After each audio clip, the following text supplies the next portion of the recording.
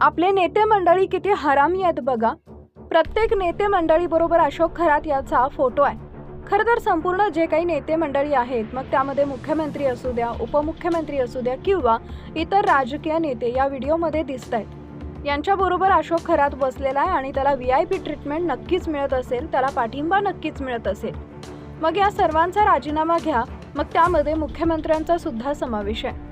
एवढंच नव्हे तर अशोक खरात यांना पोलीस कोठडीत काय करण्याचा प्रयत्न केला ते तुम्ही व्हिडिओमध्ये पुढे पहा. आता सर्व राजकीय नेते मंडळींचे राजीनामे घ्यावेत की नाही ते तुम्ही कमेंटमध्ये नक्की सांगा. सूत्रांच्या माहितीनुसार कोठडीत तैनात असलेल्या पोलीस कर्मचाऱ्यांशी संवाद साधताना खरातनं पुन्हा भविष्यवाणीचा आधार घेत त्यांच्यावर प्रभाव टाकण्याचा प्रयत्न केला. मी तुमचं भविष्य सांगतो, तुम्हाला काय होणार हे मला माहीत आहे, अशा शब्दात तो कर्मचाऱ्यांशी बोलत होता.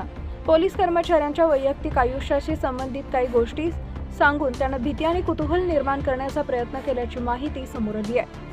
या माध्यमातून पोलिसांची सहानुभूती मिळवून आपल्याशी सौम्य वर्तन व्हावे असा त्याचा हेतू असावा असा अंदाज व्यक्त केला जातोय. मात्र नाशिक पोलिसांनी त्याच्या या भविष्यवाणीच्या नाटकाला अजिबात बळी न पडता कायद्यापुढे कोणताही प्रभाव चालत नाही हे ठामपणे दाखवून दिले.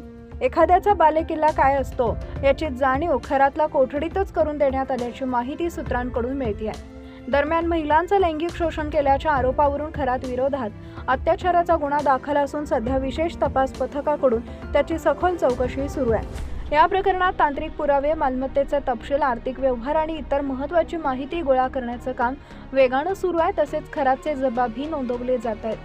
विशेष म्हणजे शनिवारी SIT कडून खरातची तब्बल 7 तास चौकशी करण्यात आली. IPS अधिकारी तेजस्वी सातपुते यांच्या नेतृत्वाखाली ही चौकशी पार पडली.